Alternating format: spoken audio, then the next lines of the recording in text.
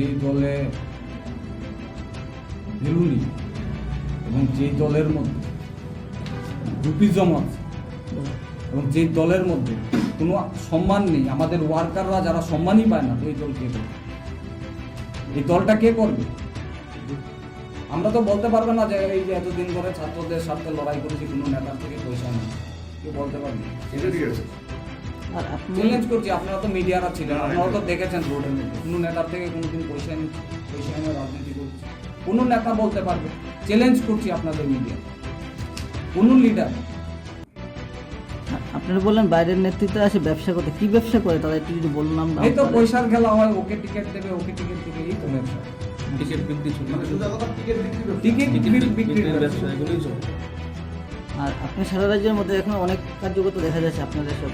তো যাই হোক, কতজন আসতে পারে যদি একটু বলেন আমাদের, ঐতিহাসিক কতজন একটু অ্যামাউন্ট যদি বা কতজন আসতে পারে, মানে approximate একটা idea। কতজন আসতে পারে আপনাদের? সবার সাথেই কথা বলছি আমি, আগে যাবো অন্য পার্টিতে যোগদান কি পরিকল্পনা রয়েছে না? যেই সংগঠন সরে দিয়েছে এভাবেই চলবে আপনাদের, না অন্য পার্টিকে যোগদান করবে? আমরা তো আপনাদেরকে বললাম, এখনো আমরা সিদ্ধান্ত নিই, সিদ্ধান্ত নিলে তো আপনারা জানতেই পারবেন।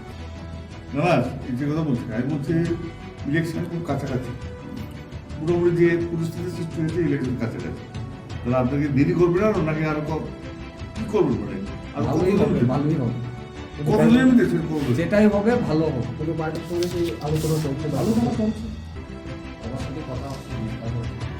আপনি ভারতের ছাত্র পরিষদের সঙ্গে কোনো জয়েন্টলি কোনো কিছু করবেন নাকি?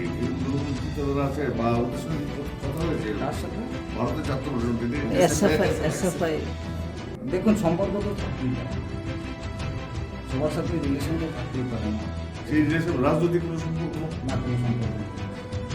আমার সাথে ব্যক্তিগত রিলেশন আছে। ওদের আন্দোলনের প্রতি আপনার সমর্থন আছে? ওদের ছাত্র স্বার্থে যে আন্দোলন, ছাত্রদের সাথে আন্দোলন করলে তো আমাদের সমর্থন থাকে।